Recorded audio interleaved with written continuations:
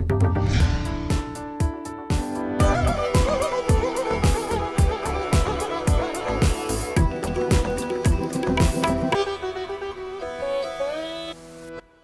हमारी धरोहर है, इसकी रक्षा करना हमारा कर्तव्य है। धरती से हमें कितनी ही चीजें उपहार में मिली हैं। हवा, नदियां, पहाड़, हरे भरे वन और धरती के नीचे छिपी हुई खनिज संपदा जो हमें जीवन प्रदान करती है। लेकिन दुख इस बात का है कि विवेकशील प्राणी होते हुए भी मनुष्य स्वार्थ के कारण प्राकृतिक संसाधनों का दुरुपयोग कर रहा है। और वो दिन दूर नहीं जब मनुष्य इन संसाधनों को खोने के बाद पछताने वाला है। मनुष्य स्वार्थ में पड़कर हरे भरे जंगलों को काटकर ऊंची ऊंची इमारतें बना रहा है और वातावरण का संतुलन बिगाड़ रहा है। लेकिन कुछ लोग अपने प्रयासों से न सिर्फ दूसरों को जगा रहे हैं बल्कि सेवा के उच्च मापदंड अपनाकर धरती को बचा रहे हैं और प्रेरित कर रहे हैं। हेलो इंडिया, मैं हूं प्रतिबिंब शर्मा। हेलो इंडिया, मैं हूं आपके साथ शालिनी खंडेलवाल।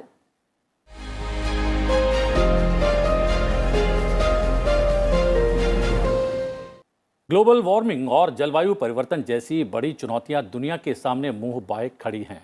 इन समस्याओं का समय रहते अगर समाधान नहीं किया गया तो पूरी मानव जाति का अस्तित्व ही खतरे में पड़ जाएगा। अर्थ आवर डे इस दिशा में छोटी लेकिन एक सार्थक पहल है। आखिर कैसे हुई अर्थ आवर डे अभियान की शुरुआत और बीते वर्षों में कैसे इसका सकारात्मक प्रभाव नजर आ रहा है, देखते हैं इस रिपोर्ट के जरिए। हिमालयी नदियां भारत के लोगों के लिए जीवन रेखा हैं। इन नदियों से न सिर्फ कृषि उन्नत होती है बल्कि हमारे घरों के बल्ब भी जलते हैं। देश में कुल बिजली उत्पादन का 83% पानी के उपयोग पर आधारित है। लेकिन हिमालयी नदियां जिन ग्लेशियरों से बनती हैं वे पिघल रहे हैं।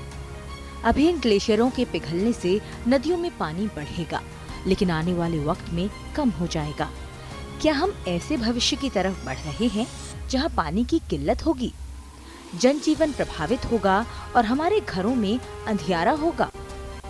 भविष्य के इस संकट के प्रति लोगों को जागरूक करने के लिए world wide fund for nature ने 31 मार्च 2007 को ऑस्ट्रेलिया के सिडनी शहर से अर्थ आवर डे की शुरुआत की थी। अर्थ आवर संस्था के को-फाउंडर एंडी रिडले ने WWF के साथ मिलकर इस अभियान की शुरुआत की। 2008 में 35 देशों ने अर्थ आवर डे में हिस्सा लिया। ये अभियान अब 162 से ज्यादा देशों तक पहुंच चुका है। धरती की सुरक्षा और इसकी बेहतरी के लिए हर साल मार्च के आखिरी शनिवार को अर्थ आवर डे के रूप में मनाया जाता है। इसके तहत रात 8:30 बजे से 9:30 बजे तक दुनिया भर के लाखों लोग 1 घंटे के लिए लाइट बंद करके एकजुटता का संदेश देते हैं। बीते वर्षों में अर्थ आवर डे मनाने के अच्छे परिणाम सामने आ रहे हैं। अर्जेंटीना में 3.5 मिलियन हेक्टेयर समुद्र संरक्षित क्षेत्र के निर्माण में, 2014 में गैलापागोस में प्लास्टिक पर प्रतिबंध लगाने में, कजाकिस्तान में 17 मिलियन वृक्षारोपण, भारत और फिलीपींस में सौर ऊर्जा से घरों को रोशन करने और रूस में समंदर और जंगलों के संरक्षण से जुड़े नए कानून बनाने और लागू करने में अर्थ आवर अभियान ने अहम रोल अदा किया है। अर्थ आवर डे बिजली के महत्व, ऊर्जा संरक्षण और पर्यावरण सुरक्षा के प्रति विश्व के आम जनमानस को जागरूक करने की मुहिम है। पर्यावरण विशेषज्ञों के अनुसार WWF के इस वैश्विक अभियान की मदद से जलवायु परिवर्तन और ग्लोबल वार्मिंग जैसी बड़ी चुनौतियों से निपटने में भी सार्थक मदद मिल रही है। जहां आज हमारे साथ 2 विशेषज्ञ मेहमान हैं। टेरी की एसोसिएट डायरेक्टर डॉक्टर लिवलिन के कैलोन हमारे साथ हैं। ये पर्यावरण शिक्षा और जागरूकता के क्षेत्र में कार्यरत हैं। आपका बहुत बहुत स्वागत है लिवलिन जी। साथ ही हमारे साथ हैं गुजरात के वन विभाग से रसीला बेन वढेर। रसीला जी, आपका बहुत बहुत स्वागत है। अगर बात करें, कहते हैं कि छोटे छोटे प्रयास बड़े बदलाव ला सकते हैं। लिवलिन जी, ये जो हम देखते हैं कि अलग अलग दिवस तो मनाने की परंपरा है, लेकिन एक दिवस में भी 1 घंटे मात्र को सेलिब्रेट करना, क्या ये दर्शाता है कि छोटे छोटे प्रयास भी बड़े बदलाव ला सकते हैं? बहुत ठीक बोला आपने। देखिए, 2000 से प्रोग्राम चल रहा है अर्थ आवर, और इस साल का थीम जो है अर्थ आवर का वो है शेप आवर फ्यूचर, यानी कि हम अपना जो भविष्य है उसको खुद उसका निर्माण करें। और जब हम बोलते हैं कि शेप आवर फ्यूचर, तो सबसे पहले हमारे दिमाग में बच्चे आते हैं, हमारे दिमाग में वो लोग आते हैं जो आगे जाके ये प्रयास आगे करेंगे। तो हम बहुत काम कर सकते हैं। आपने बोला कि डिफरेंट प्रोग्राम्स मनाते हुए, बट जो इसका फाउंडेशन है वो है प्रकृति, पर्यावरण और हम। और बच्चे जहाँ होते हैं वहाँ प्रकृति, पर्यावरण और हम तीनों ही एक साथ मौजूद हैं। और बच्चों के माध्यम से, स्कूल से, कॉलेज से हमें ये प्रोग्राम करने चाहिए। और एक ये बहुत ही अच्छा कार्यक्रम है, क्योंकि अगर आप देखें तो हम जब 1 घंटे के लिए सबको बोलते हैं कि आप विद्युत के सभी उपकरण बंद करें, तो वो बच्चे ऑटोमेटिकली पर्यावरण से जुड़ जाते हैं। क्योंकि आजकल स्पेशली जो कोविड टाइम में हमने इवन पढ़ाई ऑनलाइन शुरू कर दी, बच्चे इलेक्ट्रॉनिक्स गेम्स खेलते हैं। तो जब हम जो भी ऐसे यंत्र हैं इनको बंद करेंगे, बच्चों को पर्यावरण से जोड़ेंगे, तो वो कुछ नया सीखेंगे। और एक और बात मैं यहाँ पर कहना चाहती हूँ, जब बच्चे पर्यावरण और फ्यूचर की बात है तो अपने परिवार से जुड़ना बहुत अहम है। और आजकल के हमारे लाइफस्टाइल में हम परिवार से बहुत कट रहे हैं, क्योंकि हम सबके पास मोबाइल, यंत्र, ऐसी चीज़ें हैं, हम अपने आप में बिज़ी हैं। पर जब हम लाइट बंद करेंगे, 1 घंटे सब इकट्ठे बैठेंगे, तो हम एक दूसरे से वार्तालाप करेंगे, हम अपने बड़ों से सीखेंगे और अपने भाई बहनों को सिखाएंगे। तो अर्थ आवर मैं बोलूँगी कि प्रकृति के लिए नहीं, इवन परिवारों के लिए, हम सबके लिए बहुत ही एक अहम कार्यक्रम है। और सबसे बिल्कुल बड़ी लिवलीन जी, आपने बिल्कुल सही कहा कि जहाँ परिवार को जोड़ने की बात है वहाँ ये अर्थ आवर डे एक महत्वपूर्ण भूमिका निभा रहा है। लेकिन अगर बात करें कि बिजली की, तो बिजली 1 घंटे के लिए बंद रखी जाती है इस दिन में, तो कहीं ना कहीं बिजली की उत्पादकता के लिए बहुत सारे पानी का इस्तेमाल होता है। और कहा जाता है कि तीसरे विश्व युद्ध का अगर कारण होगा तो वो होगा पानी, क्योंकि पानी की उपलब्धता, पेयजल की उपलब्धता कम होती जा रही है। तो इसके लिए आम जनमानस को क्या प्रयास करने की ज़रूरत है? आप बिल्कुल ठीक बोल रहे हैं। पानी और ऊर्जा, ये दोनों आपस में बहुत हद तक जुड़े हुए हैं। पानी को हम कैसे बचा सकते हैं, फिर अगर आप जाते हैं अपने परिवार स्तर पर, तो इतने सारे चीज़ें हैं जिससे हम पानी को बचा सकते हैं। और ये सब स्टेप्स बहुत ही ज़रूरी हैं। जैसे कि अगर कोई नलका है जिसमें से पानी लीक हो रहा है, उसको आपको ठीक करवाना है। आपको ब्रश करने के टाइम नल का खुला नहीं रखना, आपको नल को बंद करना है। अपनी गाड़ियों को आप खुले पानी से साफ़ करते हैं, ये एक बहुत ही गलत स्टेप है। हमें ग्रे वाटर जब जितना हो सकता है यूज़ करना चाहिए, हमें पानी को रीयूज़ करना चाहिए। क्योंकि जब हम अपने परिवार के स्तर पर पानी बचाएंगे, तभी हम समाज और देश के स्तर पर इसको बचा सकते हैं। क्योंकि पानी एक बिल्कुल ही एक रिसोर्स है जो बहुत जल्द ख़त्म हो सकता है और हो रहा है। और सबसे बड़ी बात यह है कि एक इकोसिस्टम है, एक दूसरे पर आधारित है। एक तरफ पानी बचाना बेहद आवश्यक है, तो वनों को बचाना भी बहुत महत्वपूर्ण है और वन्य प्राणियों को बचाना भी कम महत्वपूर्ण नहीं है। एक विशेषज्ञ मेहमान हमारे साथ मौजूद हैं, वर्चुअली हमारे साथ हैं। रसीला बेन जी हैं, जो कि वनवासी क्षेत्र में लगातार काम कर रही हैं। आपका स्वागत है। कितना मुश्किल हो जाता है एक महिला होने के नाते वन क्षेत्र में काम करना, उसकी रक्षा करना, न केवल वृक्षों को कटने से बचाना, साथ ही साथ वन्य जीवों की भी लगातार रक्षा करना।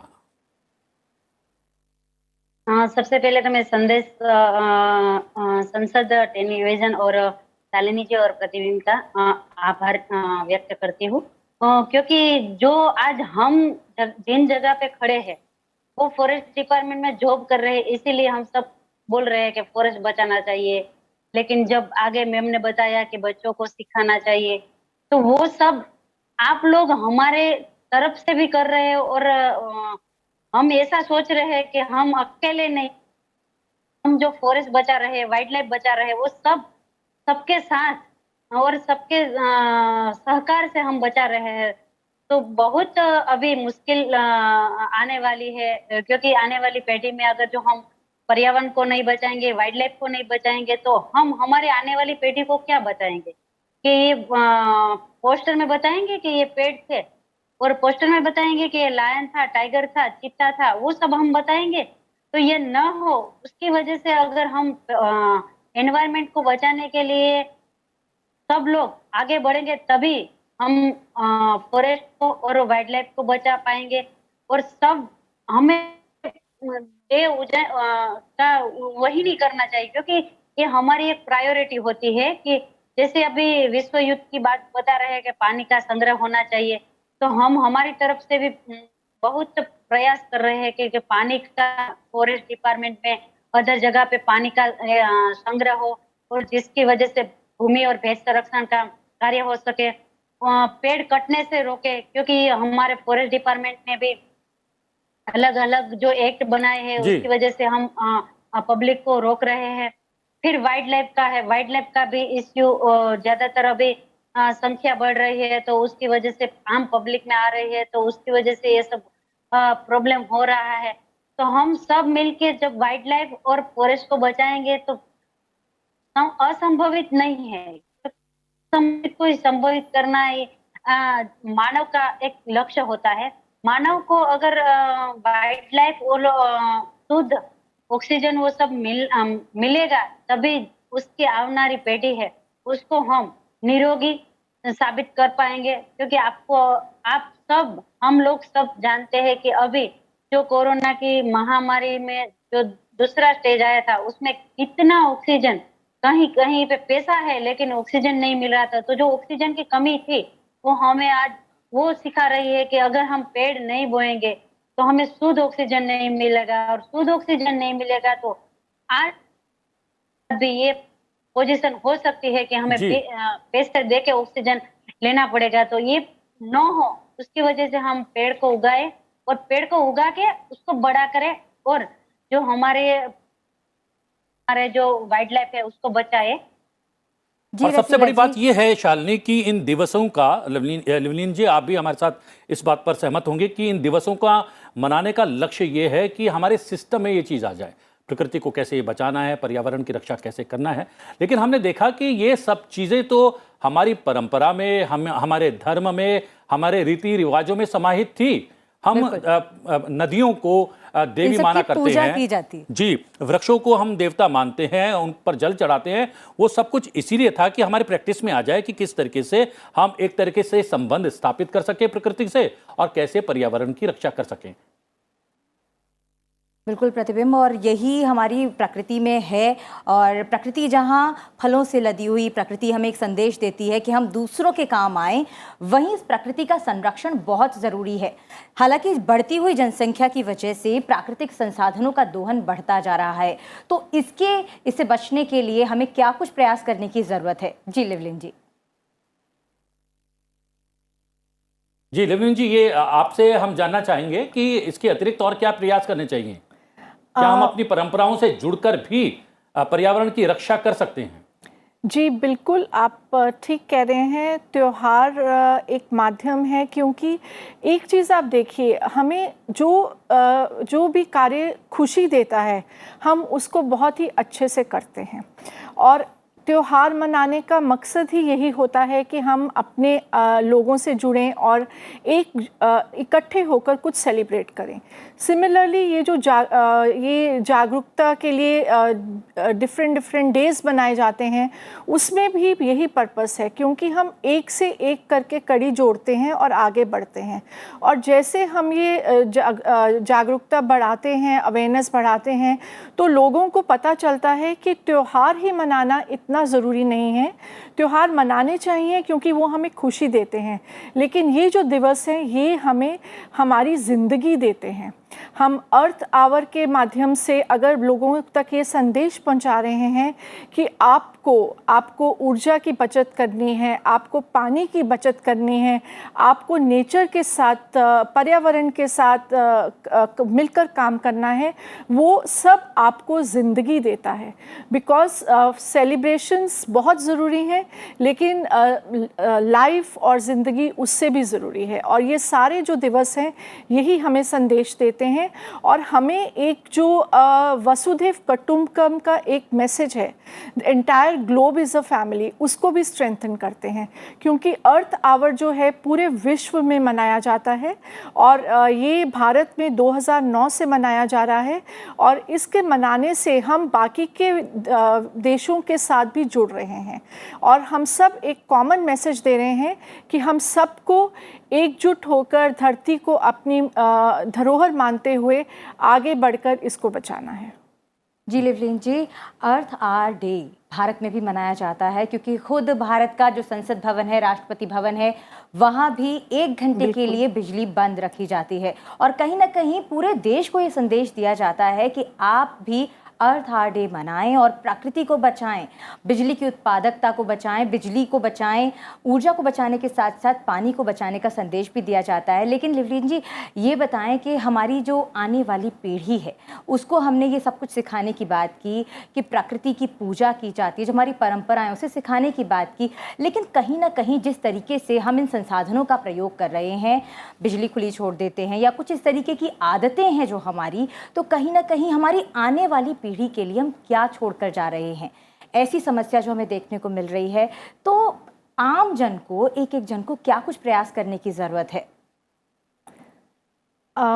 आप फ्यूचर की भी बात कर रहे हैं और प्रेजेंट की भी बात कर रहे हैं। हम अब क्या करें जो हम आगे हम अपना सिक्योर कर सकें।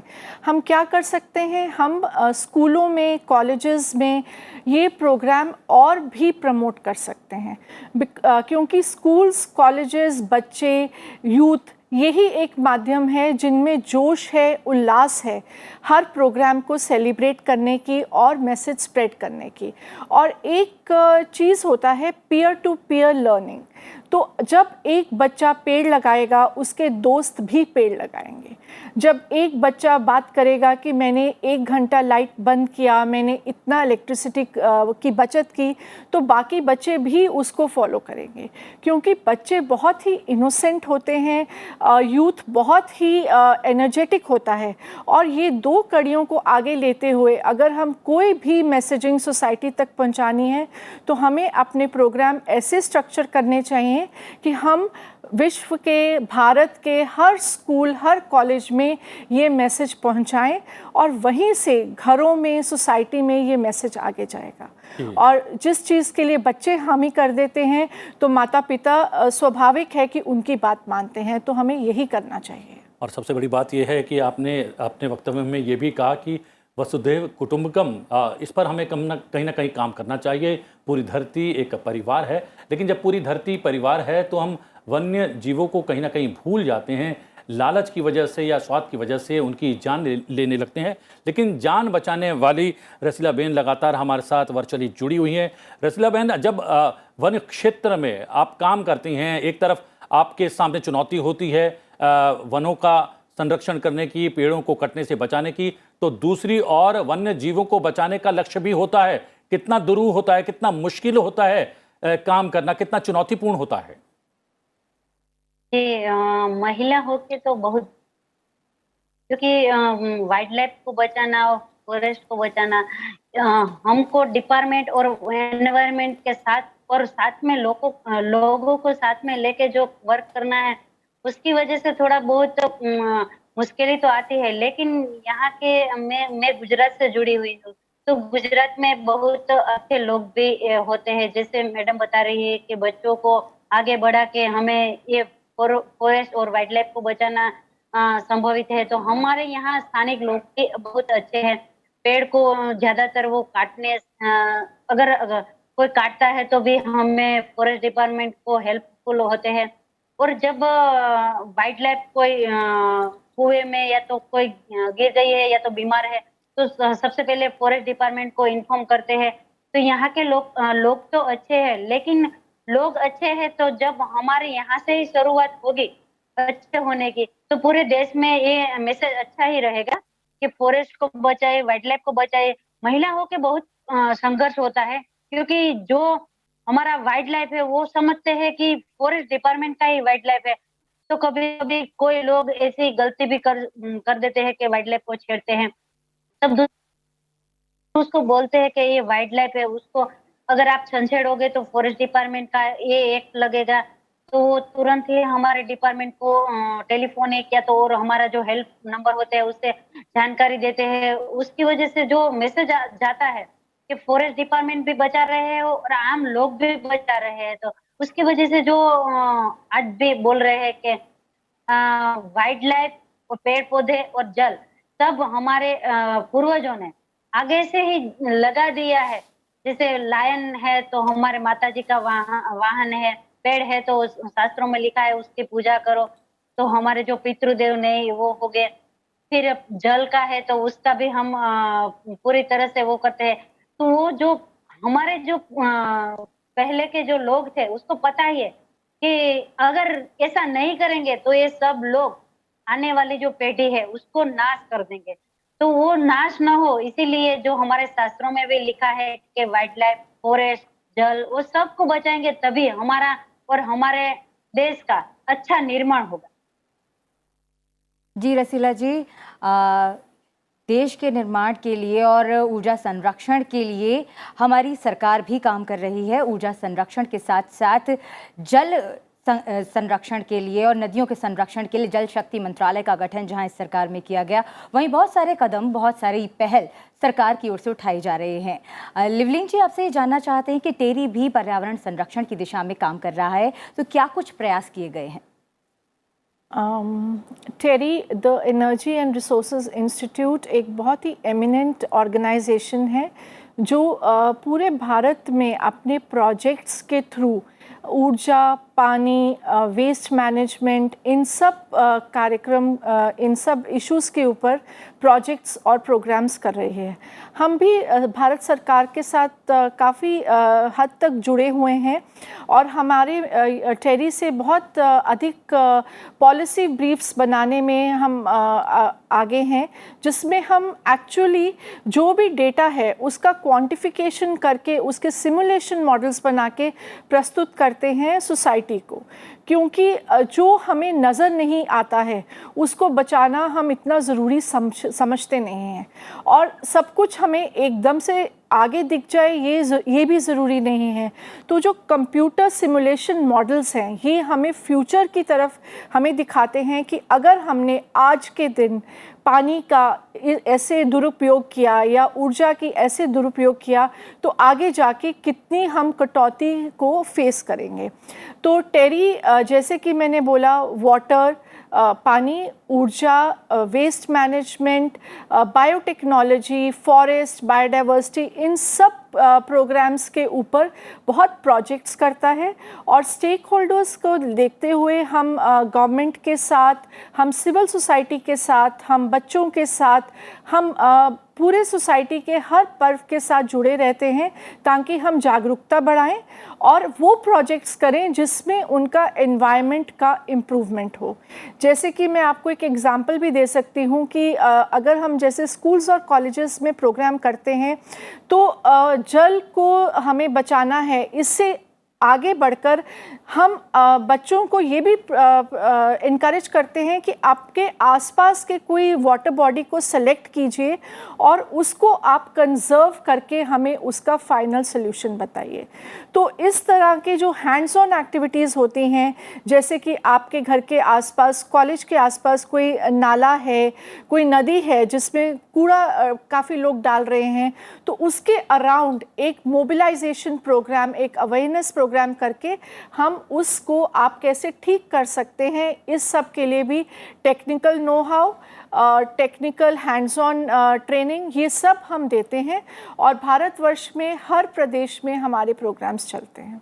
जी लिवलिन जी, और जैसा कि आपने बताया कि कोई भी पहल तब सार्थक होती है जब उसमें एक नहीं अनेक हाथ आगे आते हैं, यानी कि सबका साथ होता है तब जाकर कोई भी पहल सार्थक होती है, सफल होती है। इसलिए ज़रूरी है कि हम सभी लोग साथ आगे आएं और पर्यावरण संरक्षण के लिए, ऊर्जा के संरक्षण के लिए अर्थ आवर डे साथ मिलकर मनाएं। जी हाँ, बहुत बहुत धन्यवाद लिवलिन जी, आपका, रसीला बहन, आपका वर्चुअली जुड़ने के लिए और चुनौतीपूर्ण परिस्थितियों में लगातार काम करके दूसरों को प्रेरित करने के लिए भी। आप दोनों का बहुत बहुत धन्यवाद, थैंक यू वेरी मच। और अब चलते चलते पलटते हैं इतिहास के पन्ने। 26 मार्च वर्ष 1972 में बांग्लादेश ने अपने आप को स्वतंत्र घोषित किया। 3 दिसंबर वर्ष 1971 में भारत और पाकिस्तान के बीच तीसरा युद्ध हुआ था। 13 दिन तक चले इस युद्ध में 16 दिसंबर को ही पाकिस्तानी सेना ने सरेंडर किया।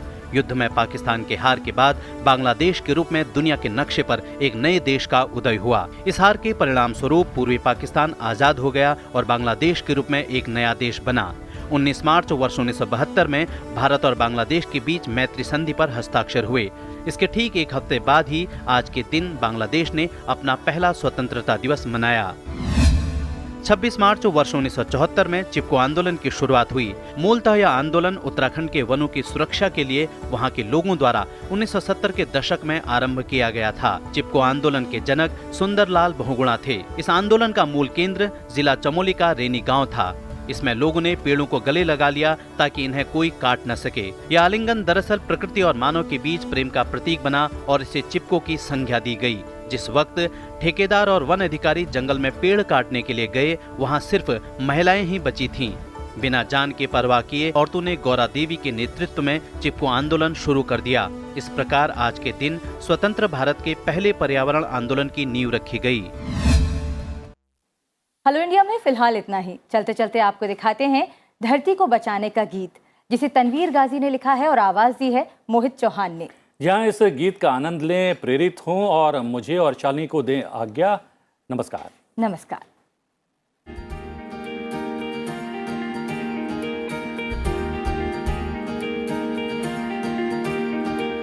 चल तू टूटती जमीन को बचाएं हम सभी, कल की राह क्यों तकें, कोशिशें करें हम अभी।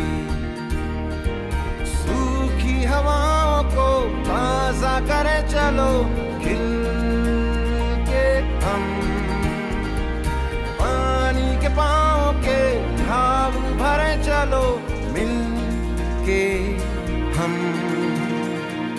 चल तू टूटती जमीन को बचाएं हम सभी, कल की राह क्यों तकें, कोशिशें करें हम अभी।